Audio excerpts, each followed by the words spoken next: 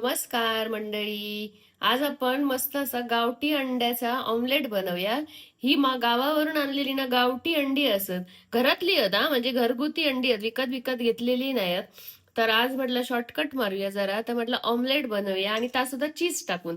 चला तर मग बघूया इन्ग्रेडियंट्स. कांदो, कोथिंबीर, टोमॅटो, थोडी ऑर्गॅनो पावडर, चिली फ्लेक्स आणि 1 क्यूब चीज. चला तर मग आपण ऑमलेट बनवूया.